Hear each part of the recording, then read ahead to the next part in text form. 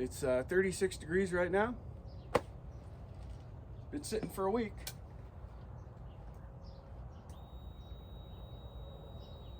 I'm kind of getting cold feet now. I kind of don't want to sell it. I'm feeling bad.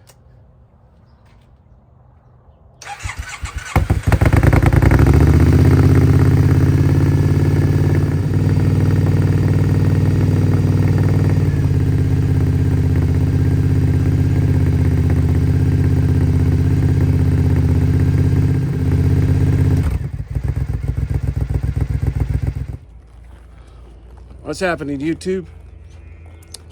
So the time's come to get rid of the Triumph Scrambler that I rode up to the Arctic. I gotta go meet a buyer right now. So, oh man, I never ride this thing, so it shouldn't be so tough, right? But I'm feeling kind of some remorse right now. So, why don't you come along for probably the last ride? He seems like a serious buyer. He knows what he's buying.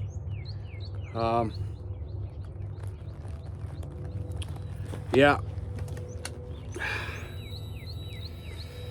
Gonna regret this. Probably gonna regret this.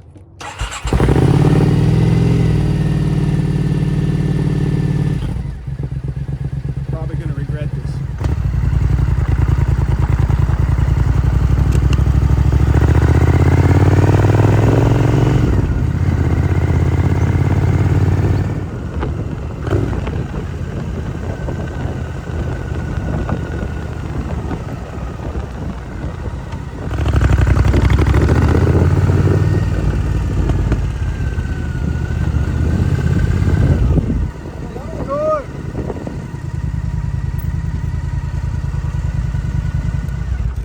Appreciate the cold start video. Yeah, I figured I'd make one. Might as well make one.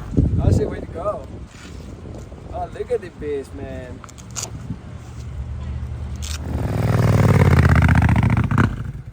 Might as well make the last YouTube video. Yeah. This bike.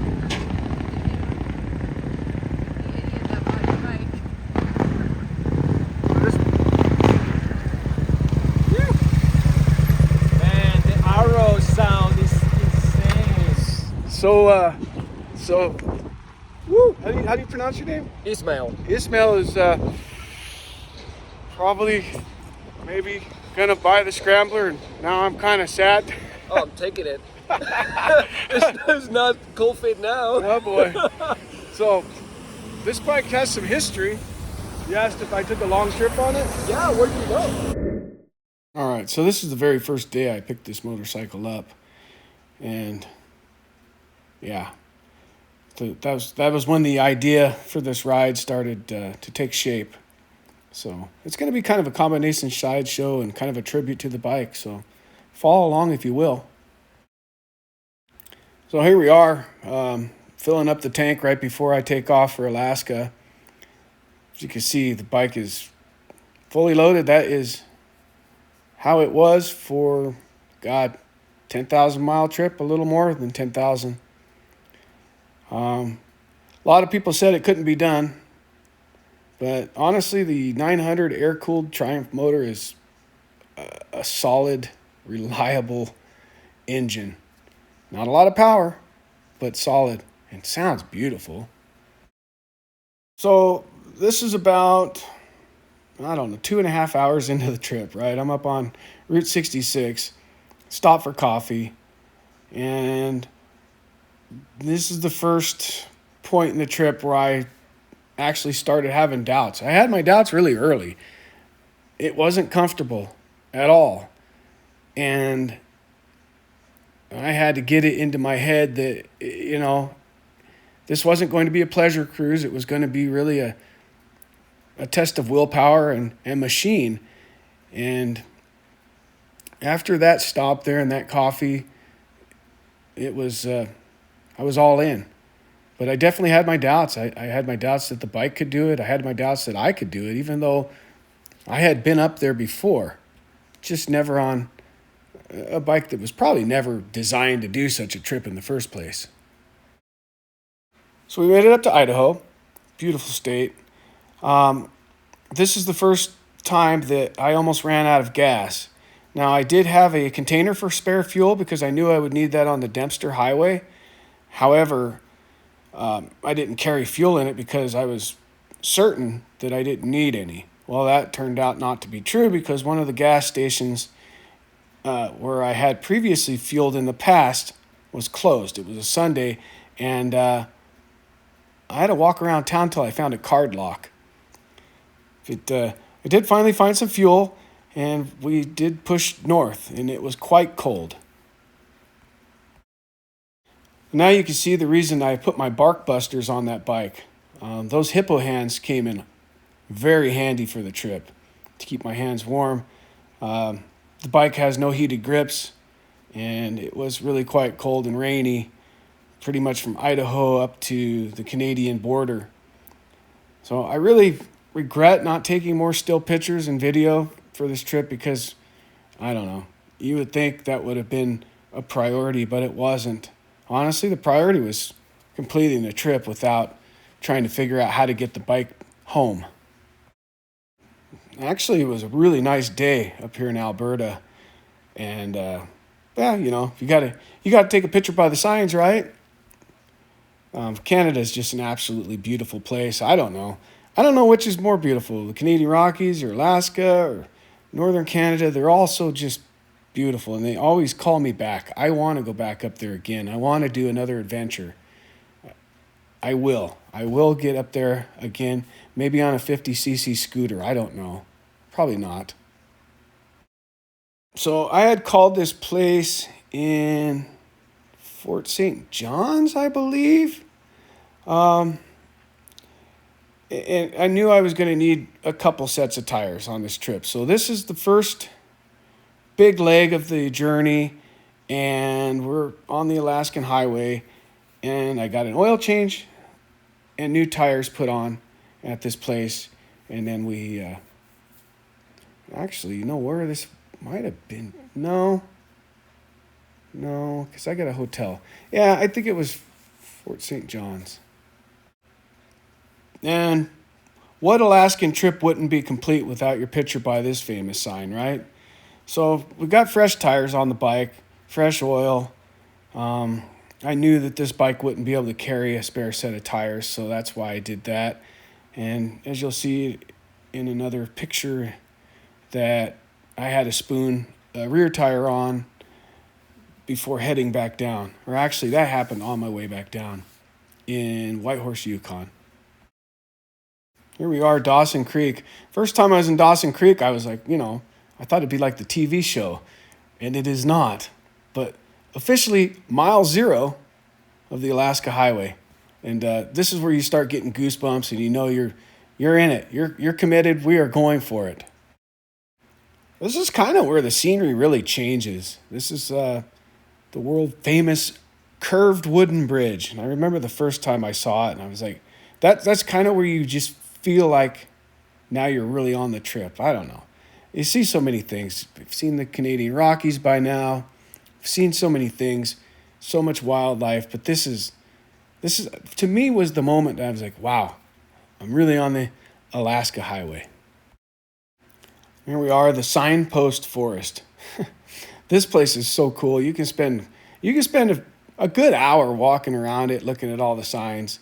It's really quite a unique place and pretty interesting. I did not leave my mark. So I got a hotel room in Whitehorse, Yukon, and this is the first time that I filled up my spare fuel, because from here, we're headed up towards Dawson City and the Dempster Highway. We're going to head for Tuktoyaktuk. Sadly, plans changed when I got up there. It doesn't look like it in the pictures, but it rained just about the whole time, and it was really muddy. And talking to people coming south, there was motorcycles stuck in the mud and all that. And that wasn't the thing that actually deterred me from doing it. No, it was this spot right here. I needed to get fuel at this card lock to be able to make it to the next fuel stop north. And none of my cards would work in that card reader. And I just kind of took it as a sign maybe I shouldn't go up the Dempster. If I had gotten fuel there, I probably would have gone. But I took it as a sign because there's ways around it. I could have waited around, gave somebody cash to run their card and fueled up the bike. But I took it as a sign. So we went back into Dawson City. I got a camp spot and breakfast the next morning, and then took a ferry across because the plans changed. I had decided that I was going to beeline it for Fairbanks. So took the ferry across the Yukon River the next morning and rode the top of the world highway into Tok, where I spent the night. So here I am somewhere along the top of the world highway. As you can see, the road's wet. It rained the whole time. It got kind of muddy in places. Poor bike got covered in mud this whole trip. It's amazing how well it took it. It really is a fantastic bike. And I'm making this video right now. I just sold the bike today, so it's kind of cool going through these pictures and stuff of the past. Probably got here to Chicken, Alaska, I don't know, mid-morning, I would say. So there's a bar there. I think it was Chicken where the bar was. Pretty sure it was. And had me a couple beers there and pushed on towards the United States border in Alaska. So, thinking back, I believe I had dinner in Tok that night. So the guy on the left is named Richard. He lives near me, and we had met previously before the trip. He was going to Prudhoe Bay, and I was going to Tuktoyaktuk. And when my plans changed from going to Tuktoyaktuk to going to Prudhoe Bay, I figured I would try to intercept Richard. And I did. And we ended up riding up north. The guy on the right-hand side, strangest thing, we were Facebook friends and never had met in person. And so I'm at this hostel, Sven's base camp hostel up in Fairbanks. And I'm like, this guy looks familiar. I'm like, I know you from Facebook. He goes, oh, whoa. So that was really cool running into him. He was riding his Harley around up there. So this is where we kicked off our trip to the Arctic. And here we have my little bunkhouse.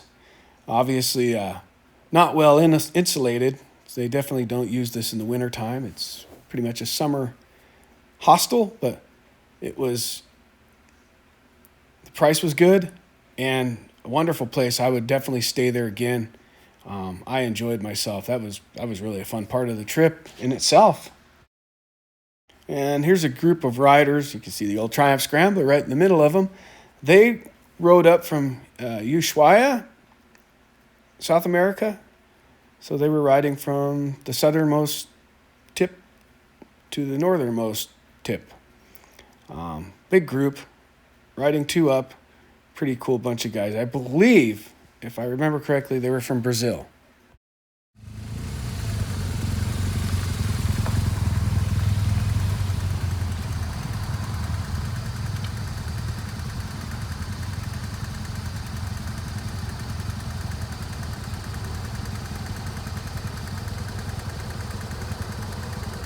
Wi-Fi's been non-existent.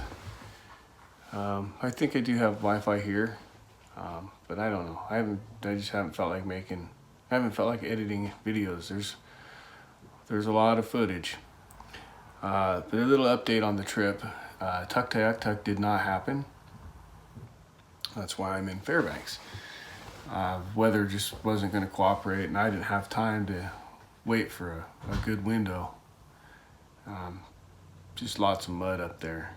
So I decided to go from Dawson City to Fairbanks here and let my friend Richard catch up. And it worked out pretty well. He'll be here tomorrow night, and we'll leave here Friday morning go up to Coldfoot, stay the night, and go up to Dead Horse on Saturday.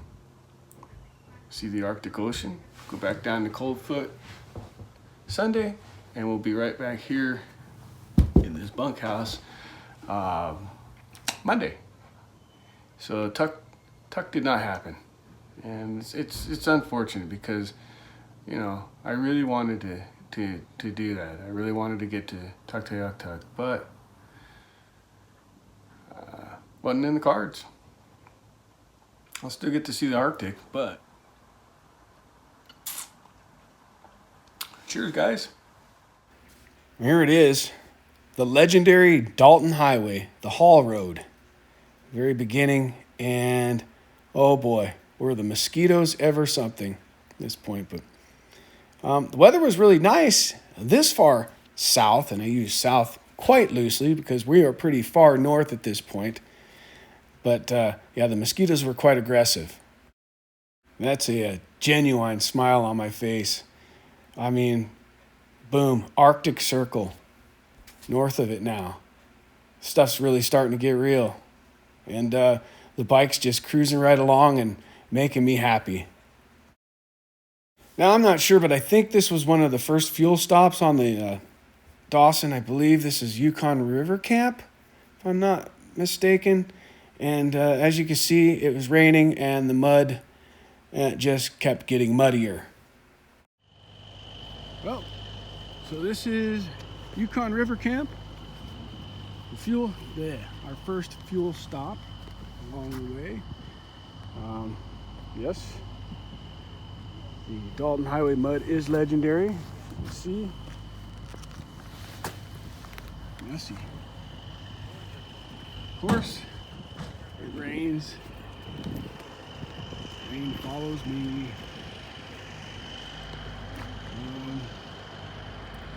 Mark's taking a leak. Richardson taking a leak. This guy here is from North Carolina. He's gonna come along with us. It's pretty much a BMW road. For a little Triumph. So with any road that has one way in and one way out, you run across people and have a good time. So this is Coldfoot, Alaska. We got fuel here. Actually, you'll see here in a moment. Got fuel the next morning. We got tuned up on beers and burgers that night. There was a pilot, the guy in the blue shirt. He was riding that old BMW. He had some troubles with that bike. I think it was a 1952 BMW. And the other guy that is there with us, he was riding a Bandit 1200. We drank a ton of beers that night. Holy cow. From the southwest United States to the northwest United States. This is the first time I've gone this high. Never out of country or overseas. So then you can drop down to what you want. But I travel regularly on a motorcycle. Yeah. Ladies and gentlemen, what we have here is the results of too many beers. And it's the only diesel pump in the world that has a nozzle that'll fit inside of a gas tank. Yep. So this is where we camped the night before we rode into Prudhoe Bay. Now, believe it or not, I think it's about 10 o'clock at night in that picture. It is 9 or 10 o'clock at night. It was hot. We were kind of sweating. Had some whiskey. And I had a lot of trouble sleeping that night because it was so bright. This next morning was quite cold. And some of the guys were putting on heated gear, and I decided to put on a glove liner. I didn't have any heated gear. I didn't have any heated anything. So, yeah, we are just about up to Prudhoe Bay at this point. And since I'm editing this video, we can just go ahead and throw in random pictures of Vatican Pass because artistic, what is it called? Artistic leeway? Oh, whatever it's called. I'm the artist here. I'm definitely an artist, a YouTube artist, if you will. So we've made it to the Arctic Ocean, and had to put my feet in it, right?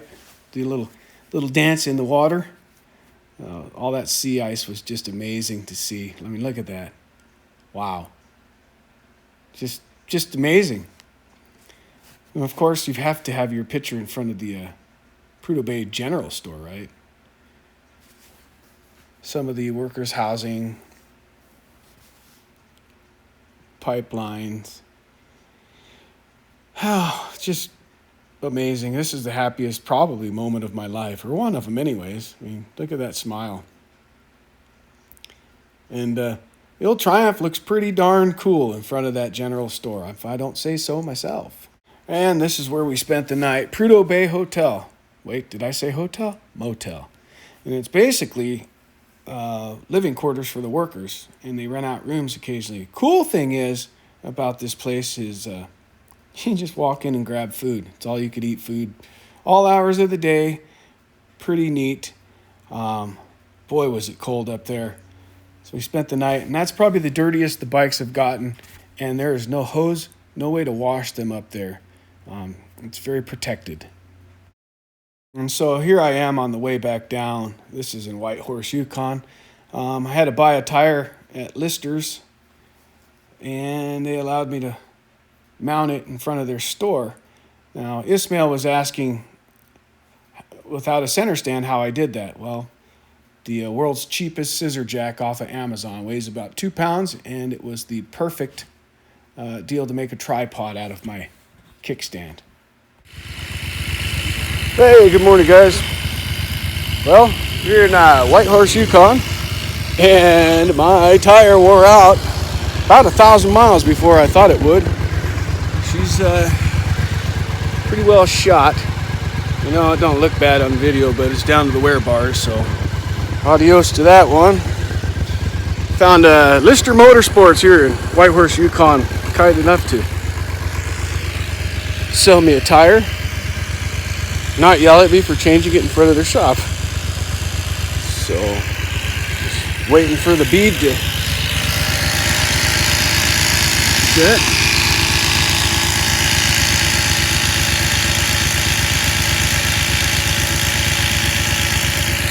I'm having regrets. I was telling him, he's gonna get cold feet, not show up. No, I'll show up. Might as well make the last YouTube video. Yeah. This bike.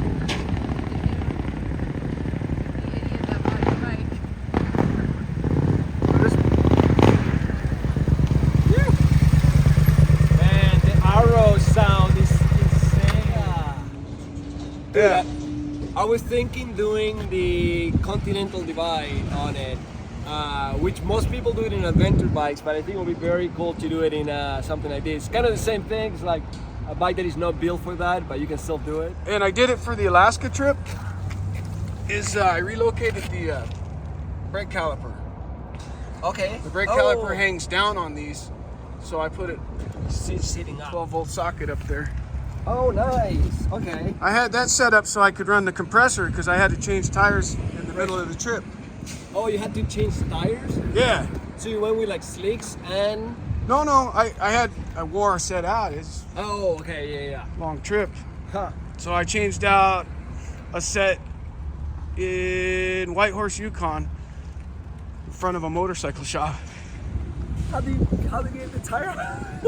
So, the cheapest scissor jack on Amazon weighs about 2 pounds. Oh. And I just jacked it up on the frame, used the side stand, Oh. tripod.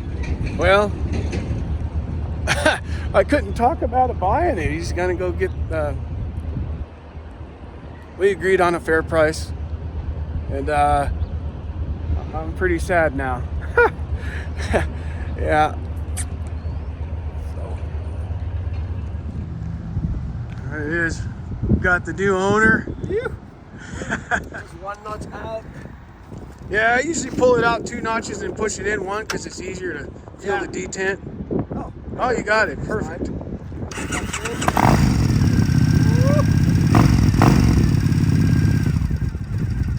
at that. All right. All right, my Be friend. safe, man. Send me some pictures of your adventures.